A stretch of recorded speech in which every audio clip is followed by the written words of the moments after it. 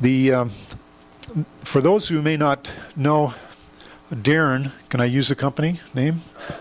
No? Okay. Okay. Okay. He belongs to a club. And one of the things that they've been doing recently, Darren Walker's his name, and he's from Calgary. One of the things that they've been involved in is e-gold. And I've asked him to present e-gold and the benefits of e-gold. What it allows you to do is purchase goods around the world, anywheres, and to purchase them freely. He'll explain how that works. The big plus in this is that it's extra or supranational. It goes above the national ability of countries to control your purchases, your sales, your profits, or whatever. So, and he's also going to speak on NorFed, which is for those people who aren't on the internet. They can use NorFed as a means to have a certificate or a note that has substance behind it, supporting it. So these are the things that are very key and important, and we'll have some other, the LaRouche organization has a very similar type of a program, or it has the same goals in mind. So with that, I invite Darren to come up and speak to you. Thanks, Darren. Thank you, Phil. We've just had Bev give one of the most energetic speeches I think I've heard, really giving us the dirt on government. And boy, Phil provided so much information in that last speech regarding how you can get caught up in a horrible mess if you want to pursue the sovereign direction, which is a very honorable endeavor, but it's complicated to say the least. And as opposed to that, you don't have to remodel what's already here. You can kickstart and work with a brand new entity if you're would rather move forward as opposed to going backwards. And I don't have any commercial ties to eGold. I will just speak from personal experience in that I have an eGold account. I don't put all my net worth into that eGold account, and it's a relatively new system, and it doesn't have a lot of subscribers to it, but based on principle, from what we see there, it looks like a very attractive alternative. And there's not just one form of digital money or private banking that's available to us. And we live in the information age. Depending on what you do for a vocation, if you are involved with computers, computers and ideas, you never have to go to the bank. You can always conduct your transaction on that netherworld of electrons. And if we look at transactions, what do we have today for choices? eGold isn't really anything new, but it's just a different way of doing something very old. And we have, as we can see, cash, checks, credit cards, debit cards, wiring money, traveler's checks, and on one extreme of the scale you've got direct barter, and on the other end of the scale you've got direct deposit. And barter is non-traceable, and direct deposit with your debit card or having your employer pay you directly into your bank account is entirely traceable. So privacy is the big issue when we look at an alternative to what we have for money, which is just a unit of exchange today. And cash is nice in that it is anonymous. And how would we retain that anonymity if we move to an electronic world? That's the big fear people have. And the question we ask is e-money going to happen?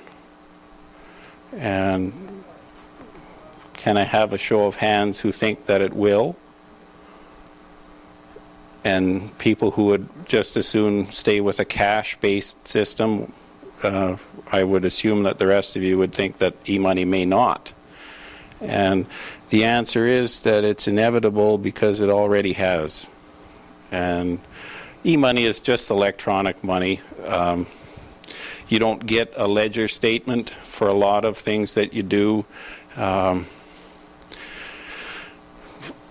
Digital money is here already. It's just that it's getting more and more sophisticated. We have, and I have a few more slides regarding the meetings going on this weekend in Washington, and on their agenda, e-money is number one. And they want to be able to track, because you can imagine the computing power that they have. They want to know everything about you and have access to those electrons. So when we think of the pros and cons of e-money, anonymity is number one. And digital money is going to have a number of different choices.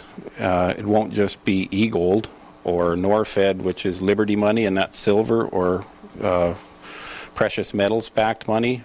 E-gold is also, you can deal in and be more like a commodities broker and exchange from gold to silver to platinum or palladium, and play the markets depending on how much knowledge that you'd like to utilize. And boy, the palladium market shows a real strong upside. If you follow that, Stillwater, which is a US-based mine, has had lots of gains, and they're not dealing with the crash we saw yesterday and the preceding few days, and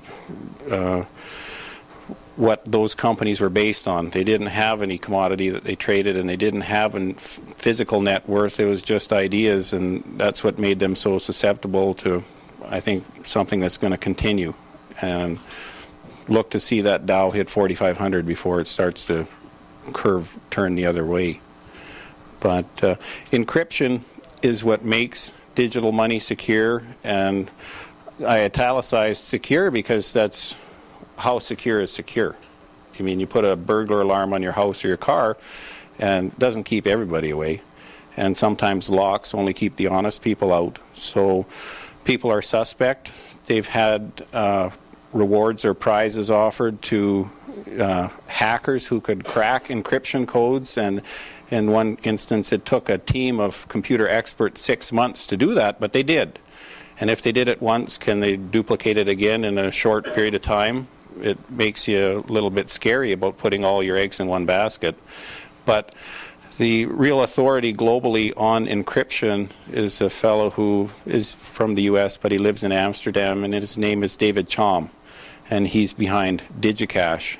And he's got a lot of patents on the encryption, which he says mathematically it's impossible to crack. So I think that there is a lot of hope in that you can put such security on your digital money that it's not worth somebody's efforts to try and crack that, especially with the, at the moment, minuscule amounts that I keep in my account. So it's not worth their time. And what you want is anonymous e-money. The love of money is the root of all evil, and traceable money is the root of all evil. So some examples for digital money today are universities that issue cards that are good on campus. They know exactly where you spent your money because they're studying the demographics, and they want to provide service for their students, and they can better provide those services by knowing where the dollars are spent.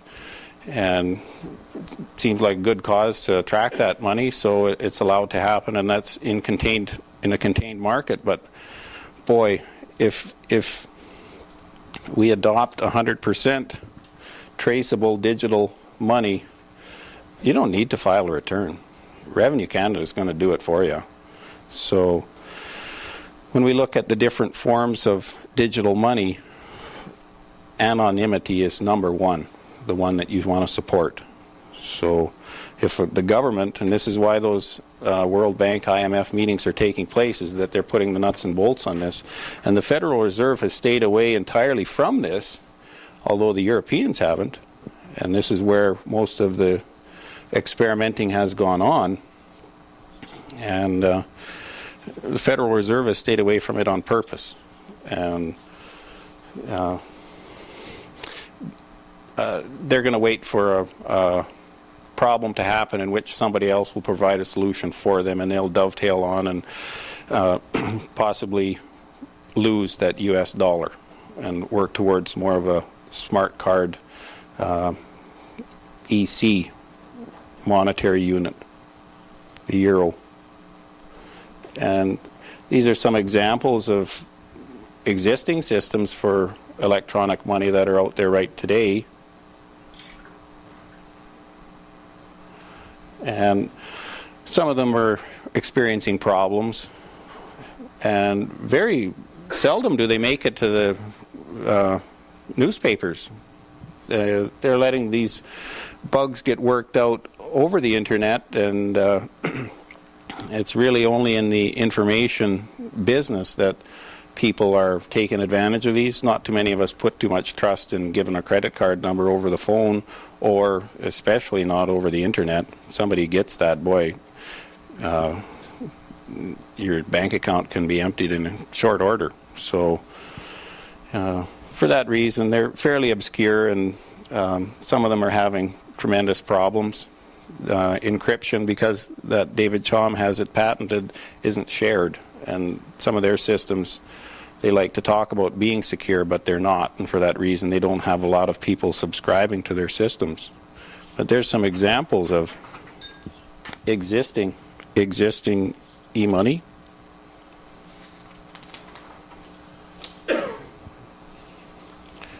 And when we get into digital money, this is what you're going to be asking yourself as to whether or not you want to adopt a certain system. And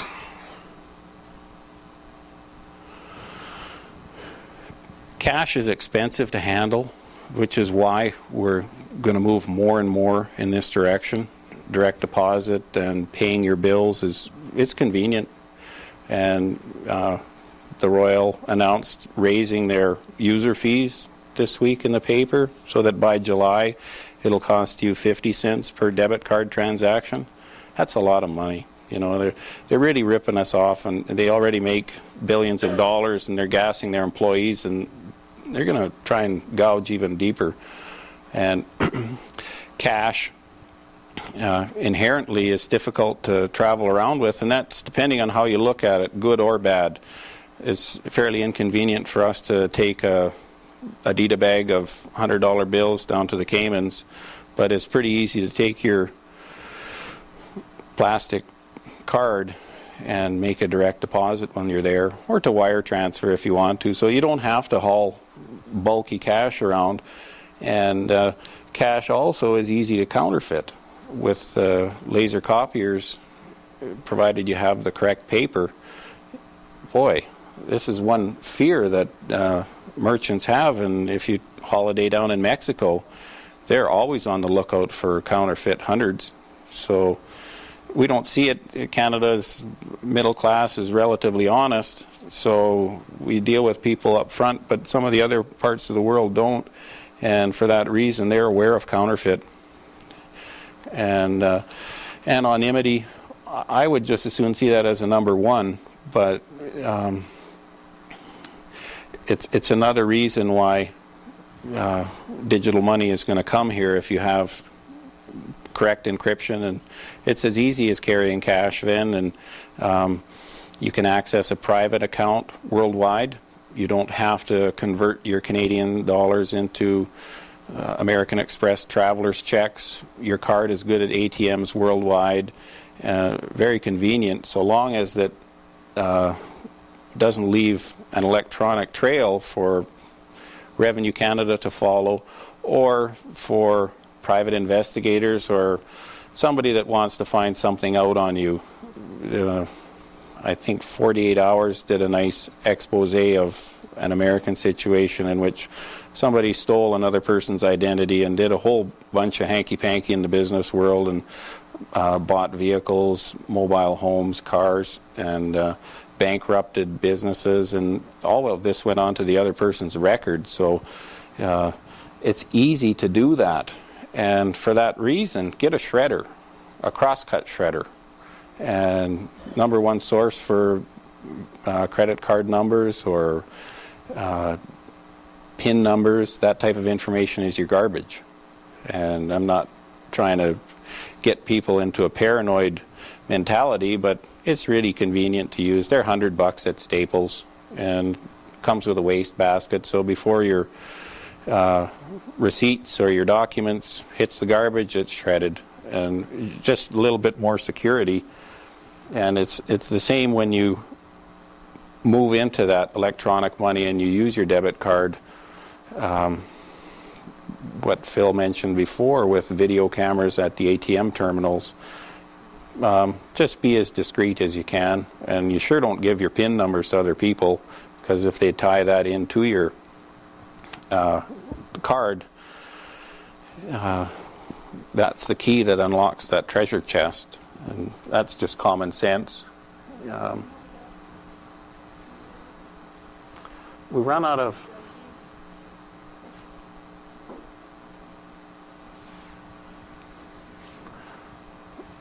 debit cards are portable, good worldwide, and durability is versus cash is very strong again, and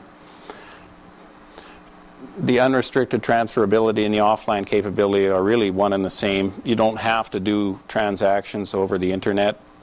You'd like to make them person to person.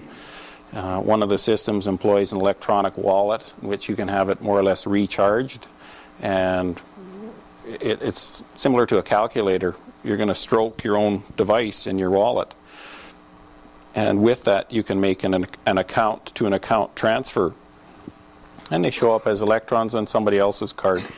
So you don't have to be hooked up to a laptop or a computer to make a transaction. And how fast did debit cards get adopted? Pretty fast. It only took a few years, and when we moved in this direction, it's going to take less time. It's the conditioning that we receive. The units that they can divide themselves up to are pennies. There's no inconvenience there, and we've already accepted most of the electronic money, so that and user friendliness they're already established. Number 10 is extremely important. 1, 2, and 10 were the real notes to take attention to. And unit of value freedom implies that it's not tied to Bank of Canada fiat money or Federal Reserve notes.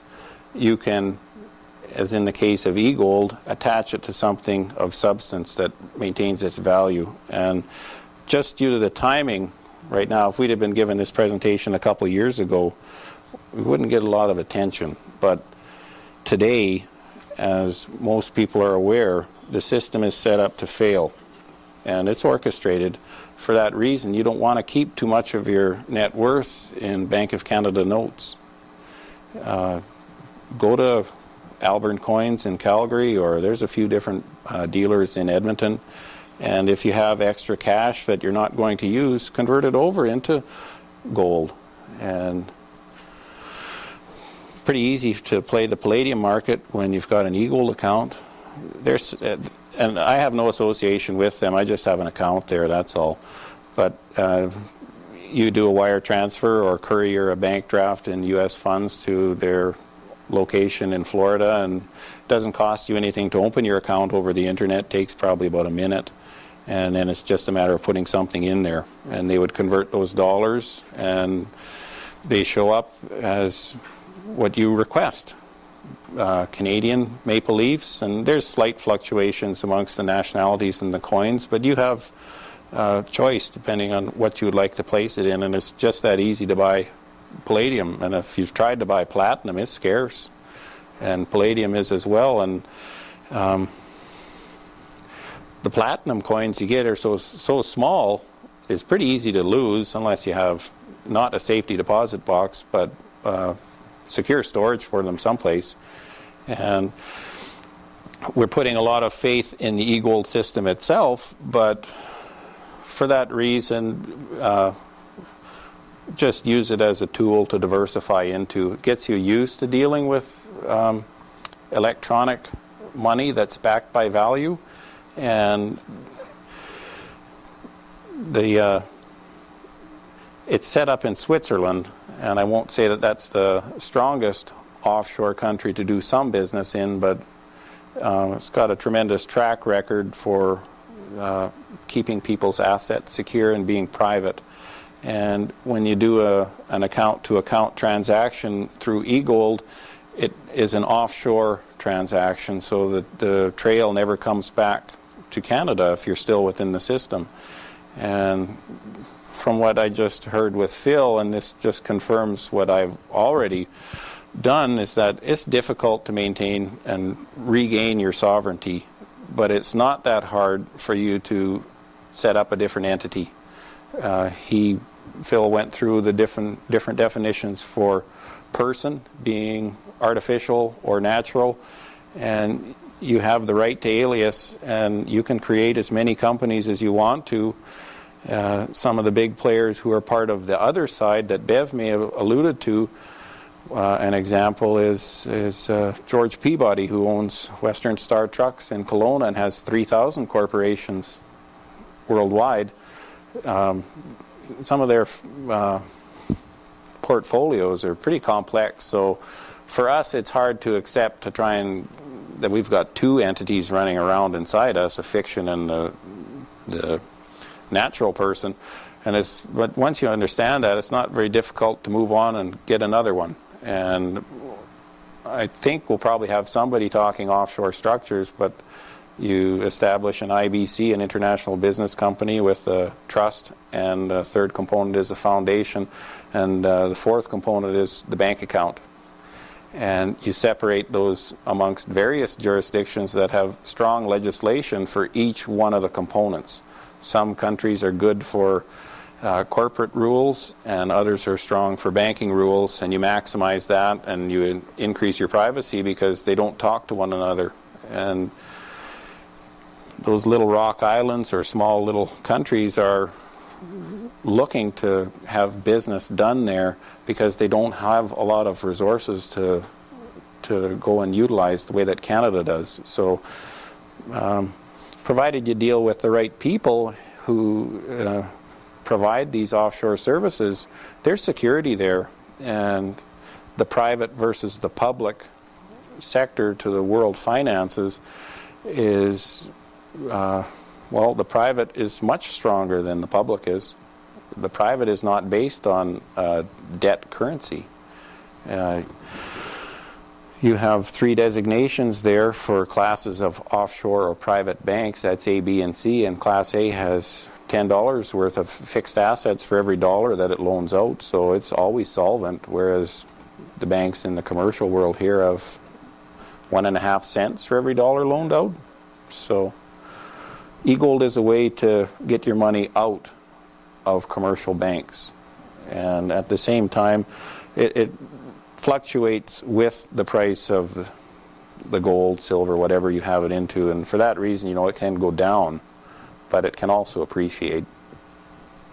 And that's a definition for what eGold is. It's really just going back in history to what banks started as, just a storage vault. That's all they were. And they're not supposed to lend out their depositors' valuables. And that's what they do today. And well, it's one option. So it's convenient, and versus some of those other 10 options we had, it's the one I'd be looking at pursuing. It's backed by something of value.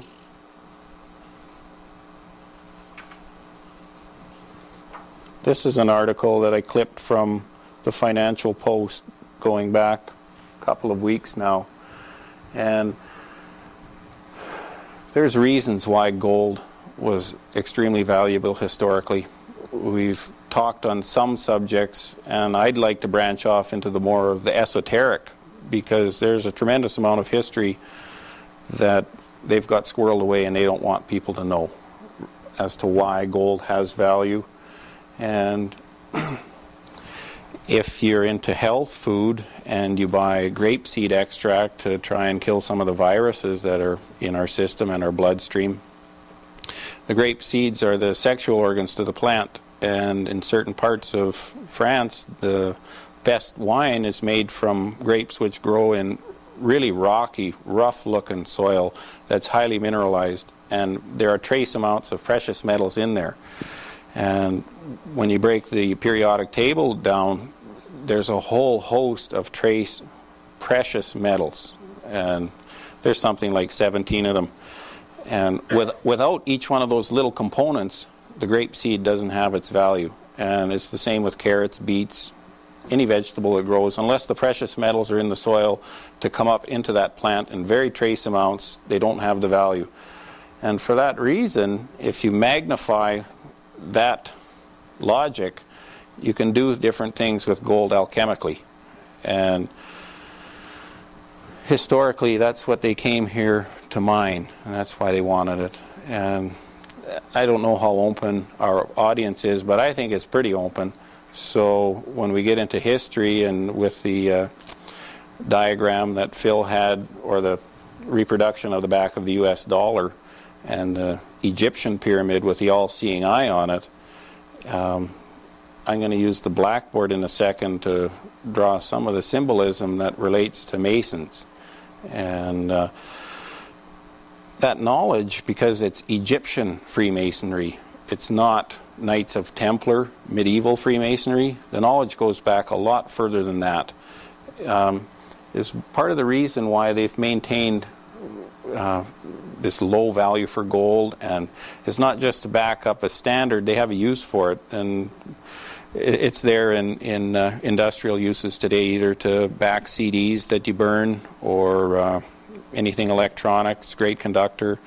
And there's always the jewelry and the dental applications, but more because we're in an electronic age today, and that's part of the reason. And then you have fuel cells and some of this higher level technology emerging. The guys who run the show now, and you can call them the Dark Brotherhood if you want to, or whoever, have technology that's a lot more advanced than what they give us. And they backwards engineer lots of so-called inventions, and electricity is one of them. So it's difficult to bring out our Buck Rogers crystal ball and see what's going to happen in a few years, but in 5 years' time, the world's going to change dramatically. I mean, it's going to change in the next couple of weeks. There's different books that you can read, and none of these things, I don't channel any of this information. I'm just a guy that likes to read, and that's why I went to school, was to try and learn different things. And so if I give you anything, it's just something that I'm spitting back out. I haven't created it. I'm just acting as a funnel to hopefully streamline some information and save you the time of going to read through different books. But if you read 05/05/2000, there's going to be massive planetary alignment on that Friday, and that's, what are we talking, a couple weeks away? So that's inevitable. Planets don't change their cycle unless there's major correction. This happens occasionally. So they've been forecasting this date for a long time. And for that reason, I sure as heck wouldn't be playing the markets on that day. And again, this ties into hidden knowledge that most people don't pay attention to, and they discount, and they don't want to hear it because it's witchcraft or spooky, when really it's just information. But that gold, and if you follow Dave Hudson's work, and there's been lots of alchemical work done throughout the medieval times and prior, in which they were looking for something. Call it the Philosopher's Stone, in which you're trying to transmute lead into gold, or what were you trying to transmute gold into?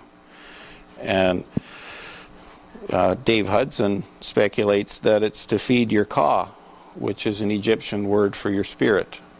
And even if you're biblical in your faith, there's a heaven and there's a spirit, and supposedly you can make a direct connection to your Creator if you eat enough of the transmuted gold material. And that's not fuel cell technology. That's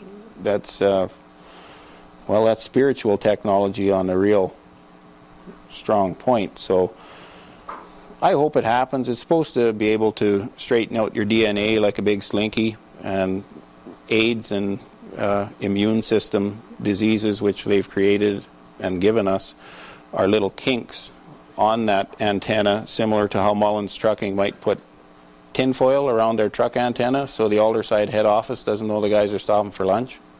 Why'd that truck stop? Well, they lost signal or something. They can report back. The guys who run the show today are trying to disrupt the signal that the Creator sends you and flows through that DNA like a big antenna, and they kink it.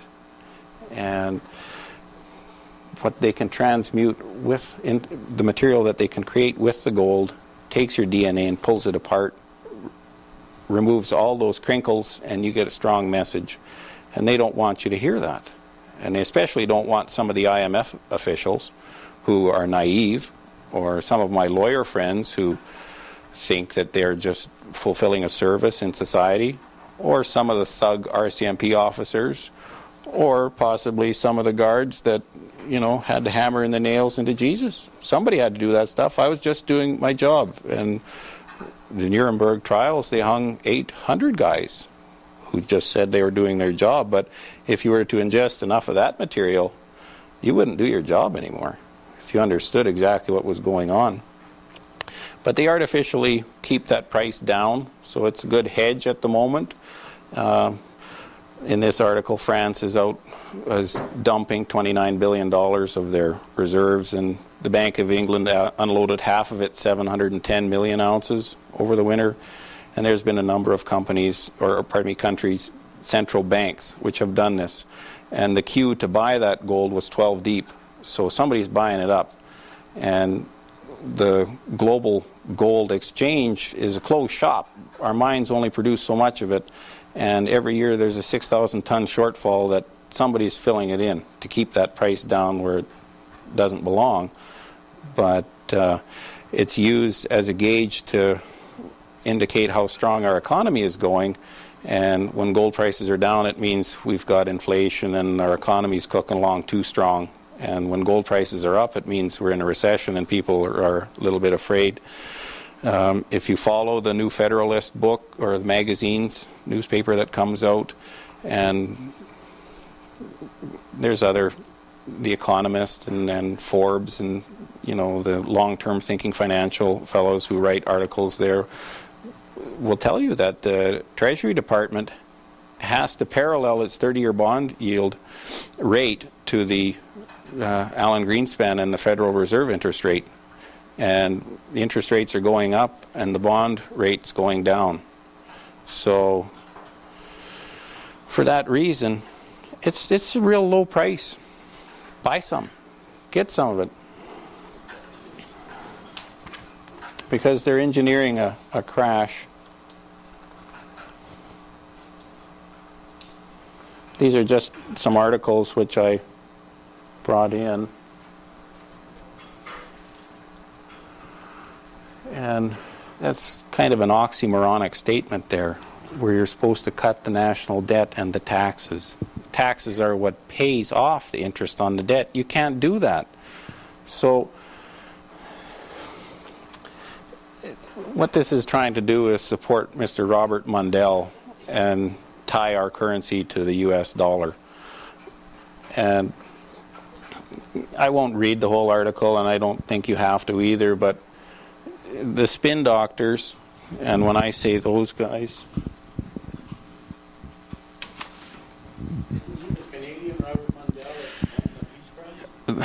the Nobel Prize. Yeah, where did the Nobel Prize come from? And what did he do? See, we've got a real knowledgeable audience here. That's right. And how many people did his invention, take their lives?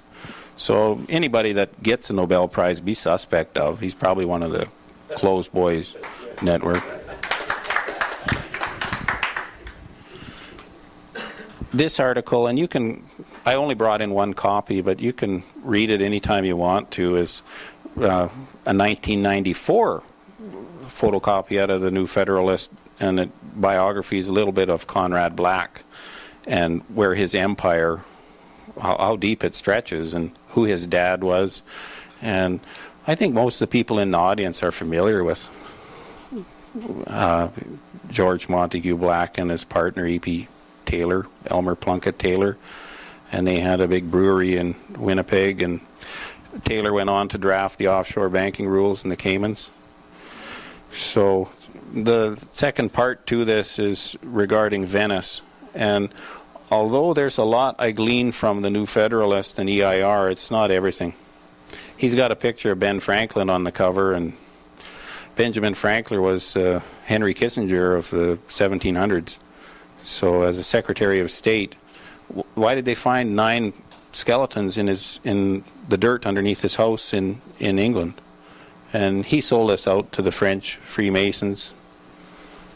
The spin doctoring that goes on is sometimes it's difficult to recognize the truth, but don't put anything out of your imagination.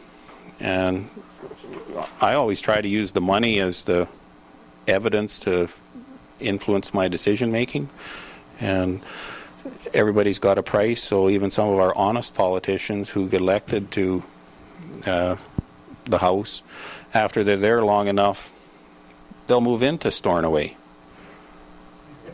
The trough is too rich to pass by.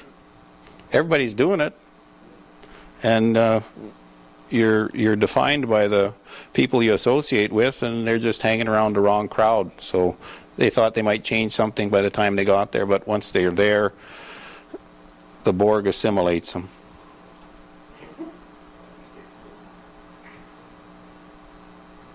Can't get all of that on there. I was surprised to see this, and you note the date. That's yesterday. And he's writing in the Herald from Calgary, but the article comes from, the Financial Post, where he's the editor. So it's like Bev alluded to, there's a whole bunch of rivets being shaken loose out of this IMF World Bank structure. And some of those guys are waking up, and they don't like what they're a part of. And for that reason, if you watched the National last night when they had Paul Martin on there, he looked shaken. And it looked like he had been talking something very deep and come out to give a press conference, and they threw a conventional question at him, and it just threw him for a loop, because it was totally away from what they had focused on for an itinerary during their discussion. And it's hard to change. And use your own instinct to judge these guys. Never believe what our news anchors tell us. Wouldn't it be nice to have somebody who is an honest news anchor to interpret what he watched, as opposed to just read off the monitor? It's just pathetic to watch. Regardless, it's horrible. So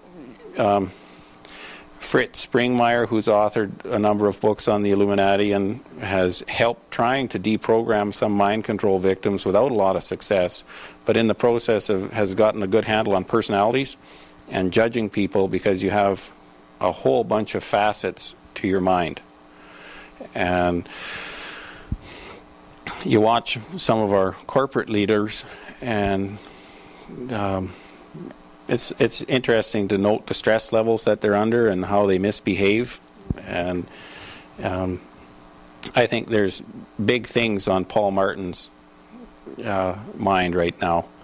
And if we can send out some disruptive energy over to Washington, boy, I think that's lending support to some of those purple-haired eco protesters who are dumping loads of horse manure all over the streets in front of there. But when you get the editor of the Financial Post saying it's time to pull the plug on our involvement in the IMF, it's starting to strike home. So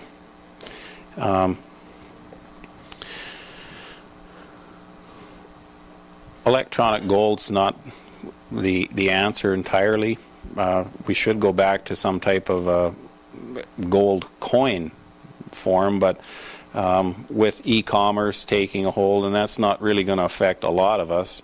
It will if you sell a rare item that could be purchased globally or if you're dealing with information and ideas. But if you're in the commodities business, or if you do tertiary or service work for your job, it has no effect on you other than your billing. And that's the reason why that high-tech stock bubble is going to burst. But companies like RIM, who make the wireless devices, there is a lot of pluses for those. The convenience of taking your home computer with you and in a nice convenient form.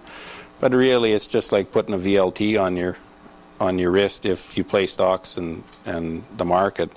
And that's not a bad way to make money. I'm not saying that it is, but you're not producing anything, so the more that they can distract you away from creativity and actually producing something, the better off they are, because number manipulation doesn't do anything for Lyndon LaRouche's physical economy. So after a while it just is like a VLT in that you're not even thinking anymore. And the guys who manipulate the stock market, and we alluded to that May 5th date, recognize that the values on stocks have absolutely nothing to do with the real world. It's all hype and public opinion and consciousness. That's all. And they're much more sophisticated at monitoring that because they've got information they don't share with us. So that May 5th date is, there's going to be detailed planetary alignment, that good or bad, one way or the other, it's just what you use it for. And for that reason, I think that's, if we make it that far, I don't know if we'll get through next week, but pardon?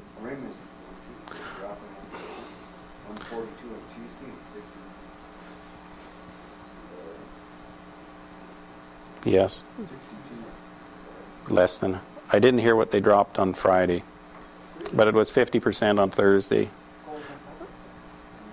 Well, Tuesday they were 140 something, they were trading at, and on Thursday they went to 66, and now it's going to buy, and they're waiting for a while, and it gets down to 62, I think close to 62. Just don't play. Yeah. No, there's some things that I would love to talk with you guys about, but I have to do it in private. But there are alternatives. During this transition period, this is the summer of 1929, depending on how you position yourselves, as greedy or selfish as it sounds, you can gain from this. And you can't help anybody if you can't help yourself. And asset protection and judgment proofing yourself are 1 and 2, respectively. And gold isn't tied to those Bank of Canada notes, and our debt has to be repaid in gold or silver, not in Bank of Canada notes. So if you look at a major correction taking place, and it has to, and it will, then where do you want to be? Well, actually having it in your possession is as secure as you can get. And for that reason, you keep a 10-15% of your portfolio in your possession, not in a safety deposit box, because is it Bill C-19 that gives the IMF the authority through the Bank of Canada, C-124, to seize all of your safety deposit box? Yeah, all gold, jewelry, gems, stocks, bonds. Yeah. But Gunther, the sad thing is, if you've got your Bank of Canada note stuffed in your mattress, that won't save you, because they can devalue the currency so that it becomes worthless to hold paper money. And it's great to hang on to enough for convenience, but just due to the timing, had this been a couple of years ago, I wouldn't be telling you to put your money into gold maple leafs, but today I would. And I think the e-gold is convenient for you to play the platinum or the palladium, precious metals. And there's more and more merchants coming onto that system to accept that as. But as the 2-page handout explains, if you did a transaction with somebody who wasn't online, you just send notice to eGold and they will mail a check. And you can have a check mailed to yourself too. So if you were a globe-trotting jet setter and you were hopping all over the world, it's a nice place to put your money and just have them forward to your temporary address, wherever that was you were living. And it's private, and it's not a bank, so even if you file a return every year and Revenue Canada asks you if you have any offshore bank accounts, it's not a bank account, it's just a private vault. And if you look at the fees for transactions there, it's 1% to maximum 50 cents. So they charge you a very nominal amount for the storage fee per year, and it again is 1/12%, I believe, on whatever it is you're holding there. So check out their website. All that I did was organize some data for you guys to have a look at, and if you'd like to know more about the alternatives, talk to me in private. But I'll turn it back to Phil. Thanks, Phil.